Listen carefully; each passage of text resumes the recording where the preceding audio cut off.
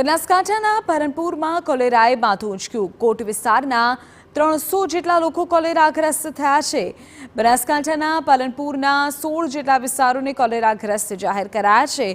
આશરે 300 જેટલા લોકોને દૂષિત પાણીના કારણે કોલેરાની અસર થઈ છે, જેનું મુખ્ય કારણ છે રાણીબાગ પાસે આવેલી પાણીની ટાંકી, જેના પર કોઈ પ્રોટેક્શન ન હતું અને તેના કારણે પાણી દૂષિત થતાં પાલનપુરના 16 જેટલા વિસ્તારના 300થી વધુ લોકોને કોલેરા થયો। વધુમાં આ પાણીની ટાંકીની છેલ્લા 2 વર્ષથી સફાઈ નથી કરવામાં આવી, જેના કારણે શહેરીજનો બીમારીનો ભોગ બન્યા છે। સ્થાનિક કોર્પોરેટરે નગરપાલિકાની ભૂલના કારણે જ રોગચાળો ફેલાયો હોવાનો આક્ષેપ કર્યો। નગરપાલિકાની બેદરકારીને કારણે જ આ કોલેરા રોગ અહીંયા અમારા કોટ વિસ્તાર અંદર ફેલાયેલો છે। એનું મુખ્ય કારણ છે કે નગરપાલિકા દ્વારા જે પાણી પૂરું પાડવામાં આવી રહ્યું છે એ પાણી દૂષિત છે અને એનો રિપોર્ટ આરોગ્ય ડિપાર્ટમેન્ટે બી અમને આપેલો છે।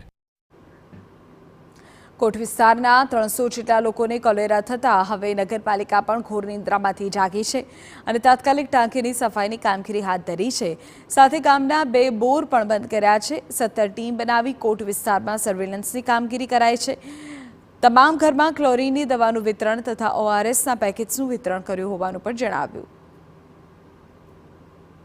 પાલનપુર નગરપાલિકા દ્વારા અમે પ્રમુખશ્રી, ઉપપ્રમુખશ્રી, ચેરમેનશ્રી, ચીફ ઓફિસરશ્રી ગઈકાલે પણ રાઉન્ડ માર્યો હતો આ કોલેરાગ્રસ્ત વિસ્તારના અંદર।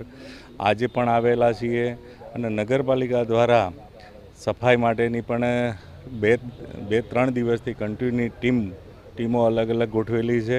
જ્યારથી અમને ખબર પડી રવિવારથી તે દિવસથી જ અમારી ટીમ રવિવારના દિવસે લગભગ અમે 50 વ્યક્તિઓને અમારા સ્ટાફને બોલાવી દીધો હતો અને ઘરે ઘરે તે દિવસથી જ અમે સર્વેલન્સ ચાલુ કરી દીધું હતું। ત્યાં સ્પેસિફિક એક વોર્ડ બનાવી નાખ્યો છે।